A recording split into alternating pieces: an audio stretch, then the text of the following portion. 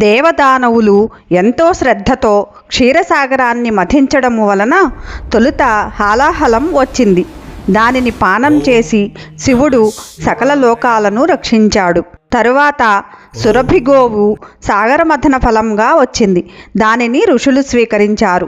యజ్ఞము ద్వారా భగవదారాధనము చేసే ఉద్దేశం కలిగిన ఋషులు సురభిగోవు ఇచ్చే పాల ద్వారా హవిస్సును పొందవచ్చునని భావించారు. తర్వాత ధవళవర్ణము కలిగిన అశ్వము వచ్చింది. దానిని బలిచక్రవర్తి తీసుకొన్నాడు. ఆ తర్వాత ఐరావతం అనే గజము 4 దంతాలను కలిగి ధవళవర్ణంతో మెరిసిపోతూ వచ్చింది. ఆ తరువాత కౌస్తభ పద్మరాగమణులు ఉత్పన్నమై విష్ణు భగవానుని వక్షస్థలాన్ని ఆక్రమించాయి. తరువాత పారిజాత వృక్షము ఆవిర్భవించింది. తరువాత క్షీరసాగరం నుండి అప్సరసలు ఆవిర్భవించారు. వీరి తరువాత లక్ష్మీదేవి క్షీరసాగరంలో నుండి దేదీప్యమాన కాంతులతో బయటకు వచ్చింది. అప్పుడు స్వర్గరాజు ఆమె కొరకు సముచితమైన ఆసనాన్ని ఏర్పాటు చేశాడు. గంగా యమునల వంటి పవిత్రమైన నదులు సశరీరంగా సువర్ణ కలశాలతో పవిత్ర జలాలను తెచ్చాయి. భూమి కూడా రూపధారణ చేసి అభిషేకానికి అవసరమైన సకల ఔషధులను ఏర్పాటు చేసింది.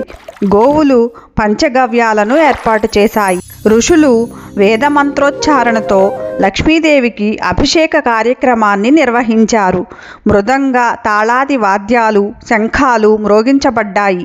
ఆ సమయంలో రత్నాకరుడైన సముద్రుడు ఆ దేవికి పట్టు వస్త్రాలను సమర్పించాడు. వరుణుడు పూలమాలలను సమర్పించాడు.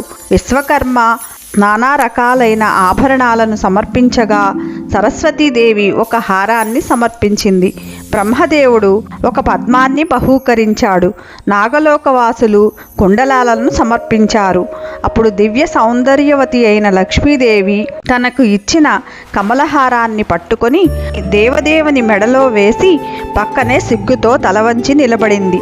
అది చూసిన బ్రహ్మ రుద్రాది దేవతలు ఋషులు పుష్పవృష్టి కురిపించి దేవదేవుని యశస్సును సూచించే మంత్రాలను ఉచ్చరించారు.